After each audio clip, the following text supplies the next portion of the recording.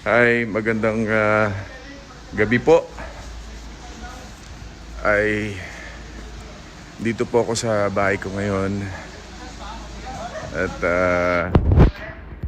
ito babatiin ko yung aking may bahay. It's our 34th wedding anniversary pero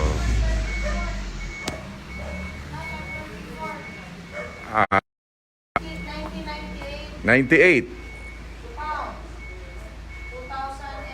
Ilan na? 34th. Yeah, ayan, na rin na. 32 years. 22 sa church sa Imus 1998. Okay. Tapos 2008, Okay. 2018. Tapos Kinokorek ako ng asawa ko. Tayo na ngayon. sa church sa Imus. Ayun, nakikita nyo po yung may bahay ko, naka-self-quarantine po siya. Kaya hindi po kami pwede maglapitan hanggang dyan. So, how many years na tayo? 22 sa church sa Imus. Ayan, 22 years na po kami kasal. It's our wedding anniversary sa Imus. Pero yung sa Amerika, 34 years na kami. So, in short, it's our 34th wedding anniversary. But anyway, I'm here hanggang dalaw-dalaw na lang, kaway-kaway na lang kami. Ayan, hello. Isusum ko sa kanya. But she's okay. Self-quarantine po si Mayora. Kaya ngayon, in fact, ako katatapos ko lang, no? Ayan. Katatapos ko lang po mag self-quarantine. It's my 16 days today kung magbibilang. Simula po nung March 9 na sinabi nga na isa sa mga kasama kong sa senador doon, si Senator Migs na-expose or nag-positive sa COVID-19, no? Sa coronavirus. Pero nalagpasan ko yung 14 days sa quarantine na yan. And I'm doing okay. Walang symptoms. Matatag. Pero ganun pa man, dapat i-consider pa rin po natin na tayo'y PUM, no? Person under monitoring. Lahat po tayo. Kaya dapat maging maingat po ang lahat sa atin. Huwag tayo magiging pabaya. Hindi tayo po pwede maging kumpiyansa kahit na alam natin na okay po tayo. Basta't ang importante ngayon, isipin natin palagi yung sa pamilya. Kaya kami ni Lani, in fact, yung 15 days na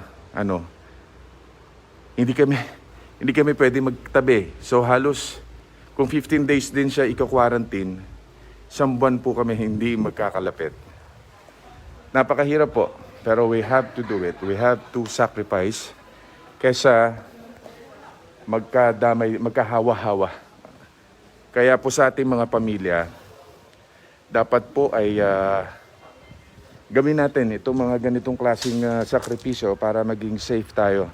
Kaya even nung nandun po kami sa Senado, po namin talaga yung kumbaga, distansya sa bawat isa. Social distancing na tinatawag natin. So, distansya talaga. Hanggat maaari po, alam po natin na hindi madali. Kaya miskin na yung pagka nag-ano po kayo, kumbaga sa pamilya, pagkain, kailangan maging maingat. Talaga, hugas ng kamay palagi, alcohol, talagang mahirap po. Tulad nito, nakamas. Nandito po kami sa bahay. PUM po si Mayora. Kumbaga, consider na rin yung sa akin. Considered PUM pa rin. But sometimes we don't, kumbaga, sometimes hindi po natin pwedeng matiis na, kumbaga, gumalaw. But dahil mas kailangan kang gumalaw para may mamagawa ka, makatulong ka. Pero minsan, iingatan mo pa rin. No? Dahil mahirap na. Kaya even my Yung ibang mga kasama, nag-uusap-usap dito, we have to be careful sa bawat isa. We don't know kung sino ang infected sa atin. Ang importante po ngayon mga kababayan, yung aid. Hirap huminga. Parang humihigop ka ng ano dito. Ayan. Ang importante po ngayon, at least yung nabigyan natin ng special power ang Pangulo. May 275 billion na ilalatag para sa mga kababayan natin. Lalong-lalo na sa mga talagang nangangailangan. Kaya po ito, napakalaking tulong po ito para sa inyo. Kaya't umasa po kayo na ang ating gobyerno hindi po nagpapabaya. Ang ating Pangulo, I'm sure, halos hindi na rin siya makatulog niyan. Pero ganun pa man, para sa kaalaman ng lahat, ito po, para isa-isahin ko ulit, binigyan ng Kongreso ang Pangulo ng additional authority to battle COVID-19. Inadapt ng Kongreso ang Senate version po nung 2 days ago, no? At ito po yung bayanihan. Bayanihan to heal as one act na tinatawag na panukalang batas na pangontra po dito sa krisis na ito. Magkaka-receive po ang ating mga kababayan dito ng 5 to 8,000 pesos subsidy, no, para sa higit na para sa higit na 18 million na mga low income families. Napakalaking bagay po ito, no?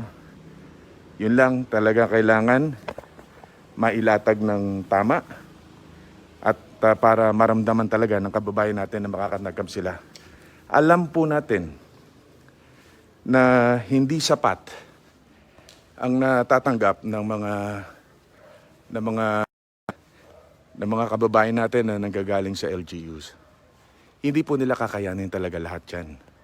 Yung iba po, maliliit lang mga calamity funds nila. Malalaking populations.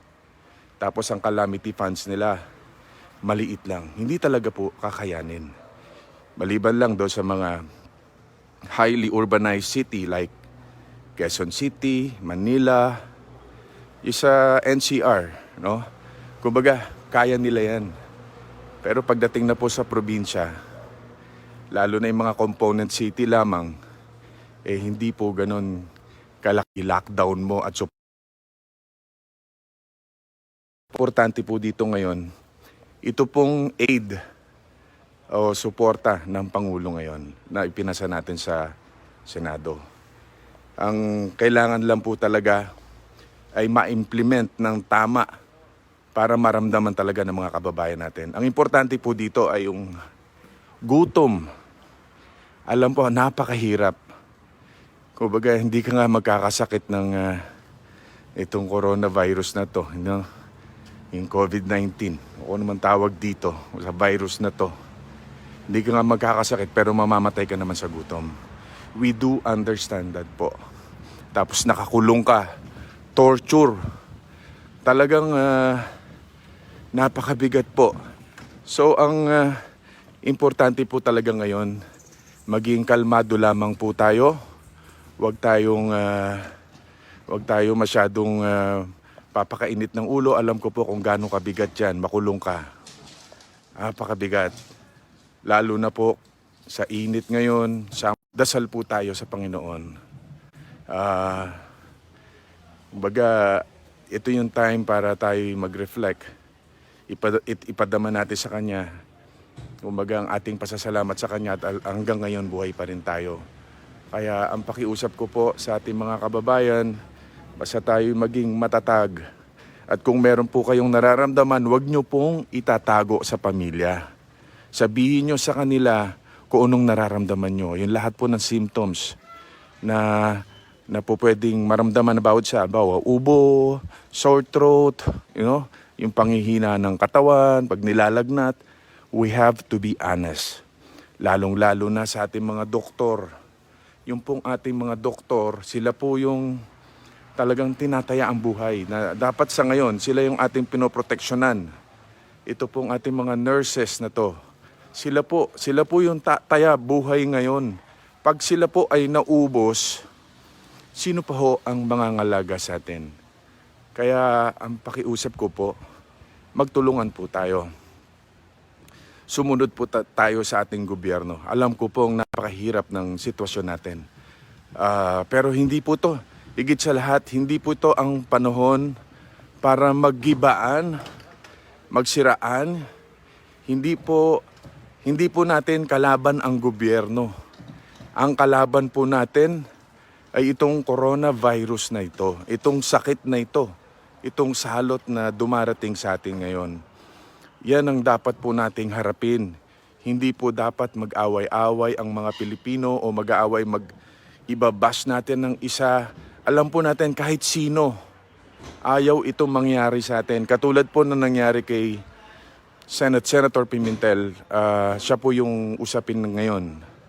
Alam ko po, sa tingin ko, knowing Senator Coco, kung alam niya na siya'y positive, hindi siya pupunta doon. Hindi niya itataya ang buhay ng anak niya, hindi niya itataya ang buhay ng asawa niya at yung mga taong nakapaligid sa kanya. Kaya sana po, itong panahon na to, kung sa tingin natin nagkamali man siya, patawarin natin siya dahil siya mismo ngayon ay infected nitong coronavirus na sakit na ito. Huwag na po tayo magsisihan itong panahon na to at naintindihan din natin yung mga doktor na natakot. I'm sure naman sa inyong lahat, kumbaga sa amin, on our part po, maaaring may mga pagkukulang po kami. Kayo na rin po ang bahalang magpaumanhin sa amin kung meron man kaming pagkukulang. But we're trying our best para po matulungan. Kaya sabihin po, mamaya po ako ay pupunta doon sa City Hall kung saan naman nagre-repack yung ating mga volunteers doon para matulungan yung mga kababayan natin dito sa Bacoor. No? Siyempre po yung aking may bahay ay self-quarantine. So, ako muna hanap doon sa kanyang tungkulin para tingnan po. At siyempre po, ang asawa ko pa rin po, siya pa rin naman ang in control. Kumbaga nandyan pa rin siya, nakatutok pa rin by phone. So, ang lakas naman niya, katulad ko. So, she's just being careful. Kaya, basta't umasa po kayo, hindi po kami nagpapabaya. Kaya mga kababayan, ang hiling po namin ngayon, magtulungan po tayo. Ito yung panahon para magtulungan, magbayanihan. Sama, tulong-tulong tayo, tulungan. Wag po tayo mag-away-away. Wag po tayong, kumbaga yung iba talagang walang tigil sa pambabash. Tama na po yung ganyan. Ito yung panahon para magdasal tayo. Magdasal tayo na sana matigil na tong sakit na ito, tong salot na to. Kaya para ipakita naman yung status ng mga kababayan ko, yung ating mga volunteers na nagpapacking ngayon. Sa inyo pong lahat na nandyan, maraming salamat po. I love you all. Sa lahat ng mga sumusubaybay sa akin, thank you po sa inyo lahat. Mabuhay po kayong lahat. Ako po bilang ama ng lungsod ng Maynila at Kapitolyo ng bansa, sa maliit kong kaparaanan, magamit ko man lamang ito. Ako'y nananawagan sa mga liderato sa national government, oposisyon, administrasyon, lalo na sa mga hindi nagkakaunawaan. Pwede ho ba? Pwede bang makisuyo sa mga kapwa ko politiko? Pwede ba? 90 days lang. Pahinga muna tayo. 90 days lang. Pahinga muna tayo ng politika. Pwede ba makisuyo yung pagkakainis natin sa isa't isa bilang politiko? Pwede ba 90 days lang? Ibuhos natin lahat ng resources natin. Administrasyon, oposisyon, may kiling sa kaliwa, may kiling sa kanan. Pwede ho ba? Bilang ama ng lungsod ng Maynila na bahagi ng ating bansa, ako po nagsusumaamo sa inyo mga senador, congressman, lahat kaming mga politiko. Nagsusumaamo ako sa inyo. Huwag kayong maghanap na ng butas. Hindi bawat salita ng kasalukuyang leader ay binibigyan natin ng halaga o ibang kahulugan. Hinihikayat ko kayo, total magagaling kayo. Oh, i-donate nyo lahat ng sweldo ninyo. Lahat ng kakayanan ninyo, ngayon nyo ipakita sa tulong sa tao.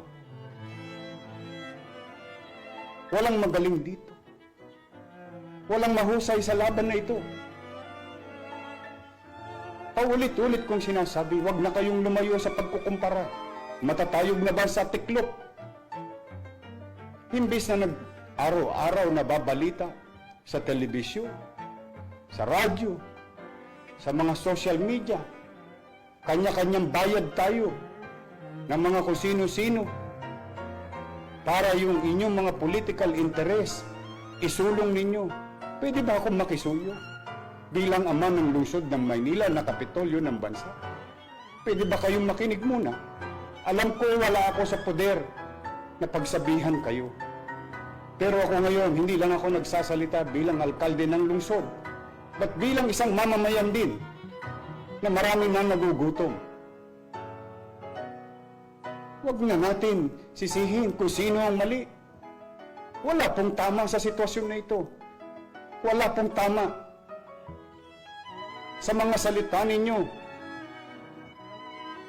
Nagbabago ang ugali ng tao dahil hindi natin natatanggal sa kanilang pangamba. Hindi natin sila napapapanatag dala ng mga salitaan yung politikal. Away dito, away doon. Sino ba ang kaaway natin? Sino ang gusto natin bigyan ng solusyon? Kaya ako, mga senador, 24 lang kayo. Mga sekretaryo, mga politikong katulad ko. Ngayon nyo pakita. Ngayon natin ipakita. Ipakita ninyo ang pagmamahal nyo sa Pilipino. Kami mga taga Maynila, Pilipino rin. Ngayon nyo ipakita. Marami nagdadarahop. Nagdarahop sila ngayon.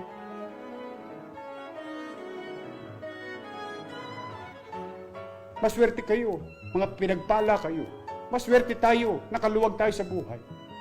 Paano yung naghihikahos bago pa mangyari ang krisis na to? At lalong naghihikahos sa kasalukuyang krisis na ito. Hindi tayo magkakaunawaan sa salitaan. Hindi tayo magkakaunawaan sa mga political ideologies dahil magkakalaban tayo sa politika. Pero kaya tayo naglalaban-laban sa politika upang mamuno sa kaniya-kaniya nating nasasakupan. Ngayon nyo ipakita ang pamumuno ninyo at pagmamahal nyo sa kapwa. Araw-araw na lang. Araw-araw na lang. Asaan kayo ngayon? Asaan? Hinahanap namin kayo. Kasama na ako, 10 ng mga kababayan ko sa lungsod. Puro na lang tayo. Kontra rito, kontra roon. Dahil sa mga isinusulong yung political interest. Wala ba kayong puso? Kukunin niyo ang pagkakataon ng kahinaan ng mga leader ngayon sapagkat kung kayo rin naman ng mga leader ngayon, wala rin kayong alam ninyo sa inyong konsensya, alam ninyo sa inyong puso na wala rin kayong magagawa. Kayo mga nanonood, hinihikayat ko kayo, manawagan kayo sa mga taong gobyerno na itigil na ang away politika. Itigil natin. Once and for all. Once and for all. Ano ba ang 90 dias? Napakadali.